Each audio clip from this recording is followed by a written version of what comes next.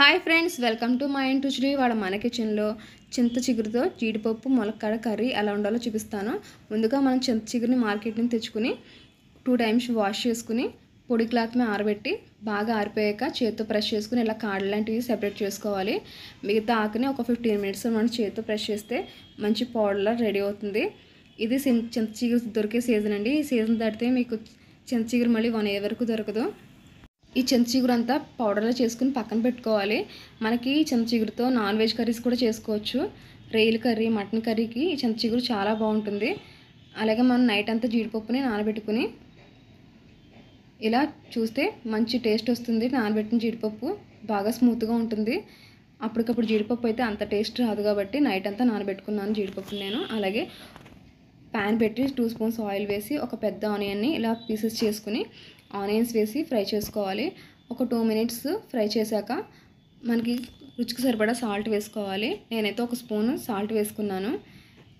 Salt వేసుకున్నాక బాగా కలిపేసి ఒక 3 మినిట్స్ మూత పెట్టేసుకుంటే మనకి గోల్డెన్ బ్రౌన్ కలర్ వచ్చే వరకు ఆనియన్స్ వేగితే సరిపోతుంది. ఇంకొంచెం ఫ్రై అయ్యాక మనం అల్లం వెల్లుల్లి పేస్ట్ వేసుకోవాలి.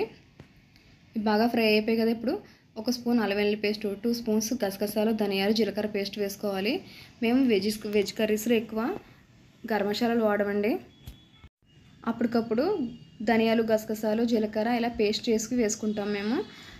టేస్ట్ కూడా చాలా బాగుంటుంది కర్రీస్.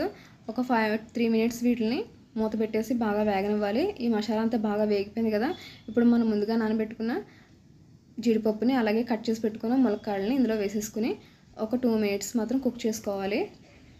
అప్పుడు జీడిపప్పు అనేది ఇంకా సాఫ్ట్గా కుక్ అవుతుంది. మనం ఎప్పుడు కూడా ములక్కాడ వేసేటప్పుడు పులుపు ఐటమ్స్ ఏవి కూడా ములక్కాడతో పాటు కుక్ చేయకూడదు. ములక్కాడ ఉడకదు కాబట్టి. ఇవి బాగా ఫ్రై అయిపోయి కదా, మనకి టేస్ట్ తగ్గట్టు కారం వేసుకుందాం. మేమైతే 2 స్పూన్లు కారం వేసుకున్నాం. మీకు ఎక్కువ కావాలితే ఇంకో స్పూన్ యాడ్ చేసుకోండి. ఒకసారి బాగా కలిపేసుకున్నాక 1 కప్పు వాటర్ వేసుకోవాలి. ములక్కాడ అనేది బాగా కుక్ అయ్యే వరకు మూత పెట్టేసి ఉంచుకుందాం. చూసారా, ఆయిల్ అంతా పైకి తేలింది. అలాగే ములక్కాడ కూడా బాగా కుక్ అయిపోయింది కదా, జీడిపప్పు కూడా సాఫ్ట్గా రెడీ అయింది. ఇప్పుడు మనం ఇందులో ముందుగా పొడి చేసి పెట్టుకున్న చింత చిగురుని వేసేసుకోవచ్చు. ఇలా వేసేసుకున్నాక ఒకసారి కలిపేసుకుంటే సరిపోతుంది. ఒక 1/2 కప్పు వాటర్ యాడ్ చేసుకుంటే చింత చిగురు అనేది కర్రీలో మెల్ట్ అయిపోతుంది కాబట్టి ఒక 1/2 కప్పు వాటర్ వేసుకుందాం. ఇప్పుడు ఒక 5 మినిట్స్ పులుపు అంతా ములక్కాడకి అలాగే జీడిపప్పుకి పట్టేలా ఒక 5 మినిట్స్ కుక్ చేసుకుంటే సరిపోతుంది. చూసారు, కర్రీ అనేది బాగా దగ్గర పడిపోయింది. అలాగే ఆయిల్ కూడా బయటకు తేలింది కదా, ఇప్పుడు మనం కొంచెం కొత్తిమీర యాడ్ చేసి ఒకసారి కలిపేసుకుని మూత పెట్టుకుందాం. ఈ చింత చిగురుని నాన్ వెజ్ కర్రీస్లో అయితే ఇంకా చాలా బాగుంటుందండి. అలాగే పప్పులో కూడా చింత చిగురుని చాలా బాగుంటుంది. రొయ్యలు చింత చిగురు వండుకోవచ్చు, అలాగే మటన్ చింత చిగురు వండుకోవచ్చు. ఇలా రెడీ అయిపోయిన కర్రీని సర్వింగ్ బౌల్కి సర్వ్ చేసుకుంటే చాలా చాలా టేస్టీగా ఉంటుంది.